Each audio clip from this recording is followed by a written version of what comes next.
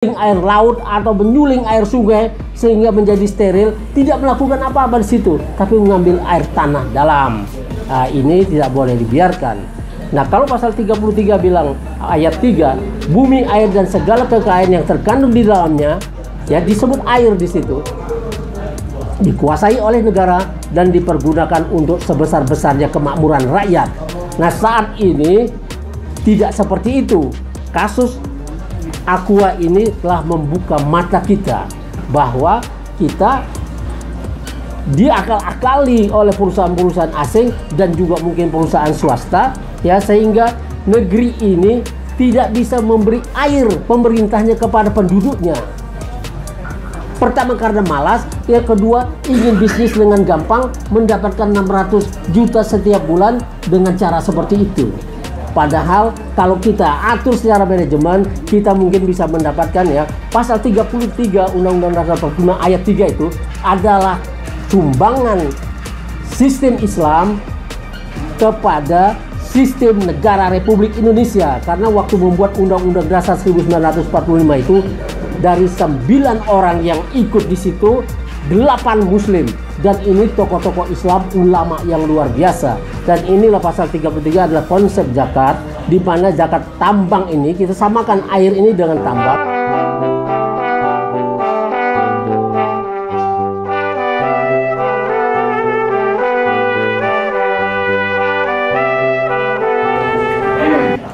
Assalamualaikum warahmatullahi wabarakatuh. Saudara-saudara sekalian, kita jumpa lagi. Anda bersama UI Watch Plus dalam kerjasama dengan Masa Depan Institute.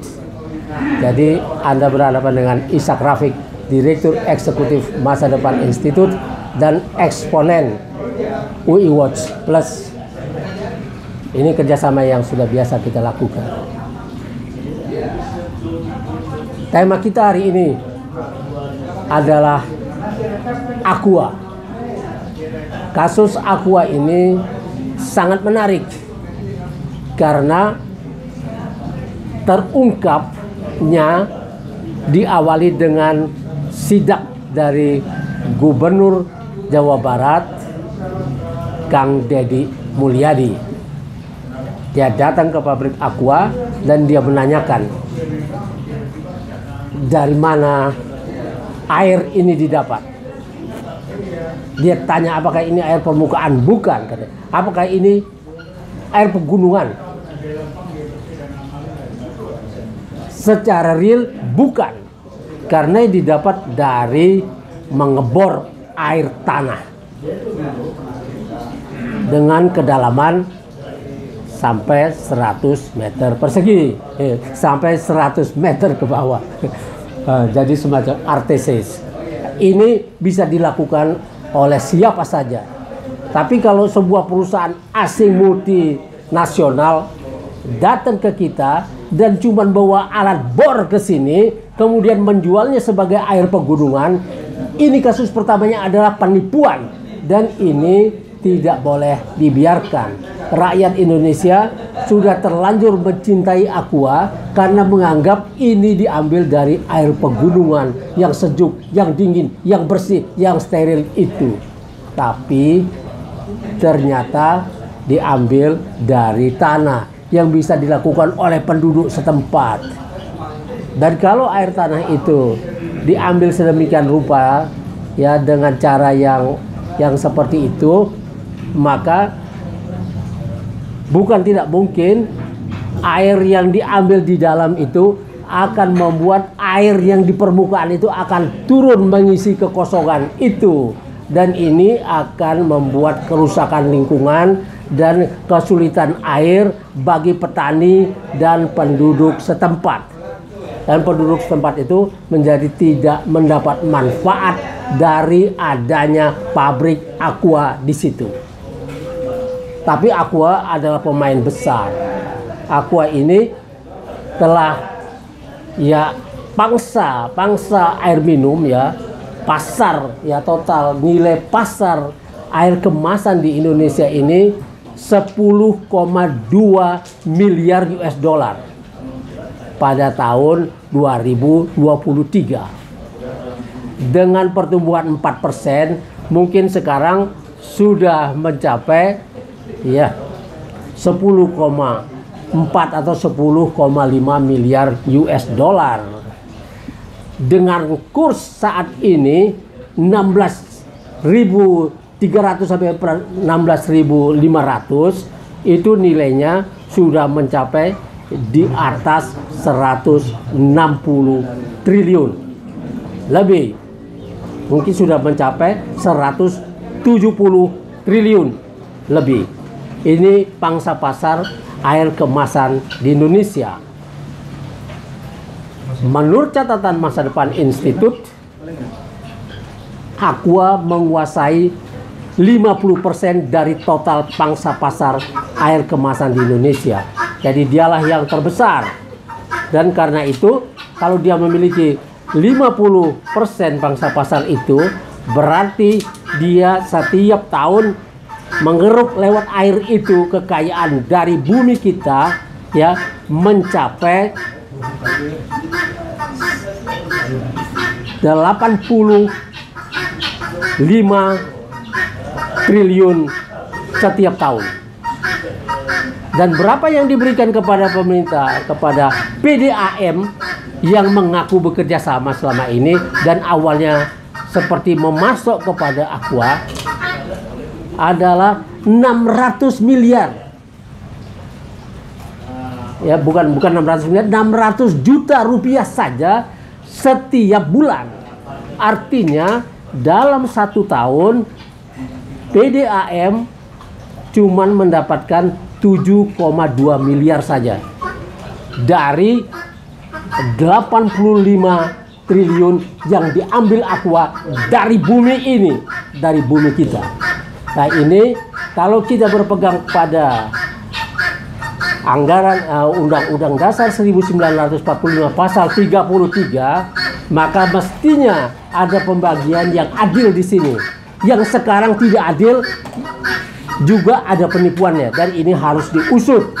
Kalau di luar negeri, kalau di negara-negara maju, Aqua ini, Danone ini sudah dicabut izinnya, bukan diajak dialog lagi karena melakukan penipuan. Yang kedua telah mengeruk dengan cara seperti itu, menyedot air dengan cara yang ringan tanpa teknologi, tanpa menyuling air laut atau menyuling air sungai sehingga menjadi steril, tidak melakukan apa-apa di situ, tapi mengambil air tanah dalam.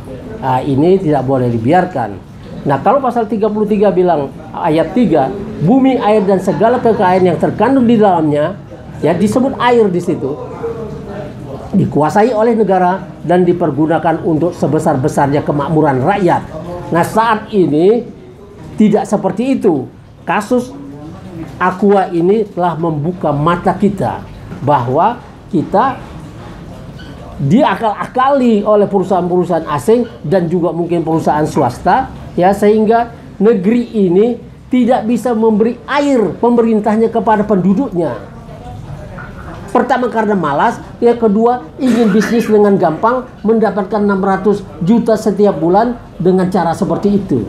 Padahal kalau kita atur secara manajemen, kita mungkin bisa mendapatkan, ya, pasal 33 Undang-Undang Dasar 45 ayat 3 itu adalah sumbangan sistem Islam kepada sistem negara Republik Indonesia. Karena waktu membuat Undang-Undang Dasar 1945 itu, dari 9 orang yang ikut di situ, 8 Muslim. Dan ini tokoh-tokoh Islam, ulama yang luar biasa. Dan inilah pasal 33 adalah konsep zakat, di mana zakat tambang ini, kita samakan air ini dengan tambang.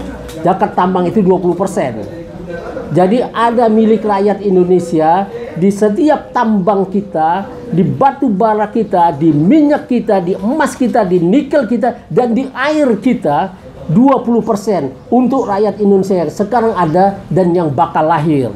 Dari situlah harus dijamin pendidikan rakyat, kesehatan rakyat, bahkan listrik dan air buat rakyat ini bisa gratis kalau kita memiliki yang 20% itu. Sekarang tidak bisa karena 100% bisa dikuasai oleh investor. Kita telah mengisi Undang-Undang Dasar 45 pasal 33 itu dengan konsep liberal, di mana bumi dianggap tidak ada yang memiliki, ya. Jadi siapapun yang bisa merebutnya, dia akan mengatur semuanya dan memiliki semua.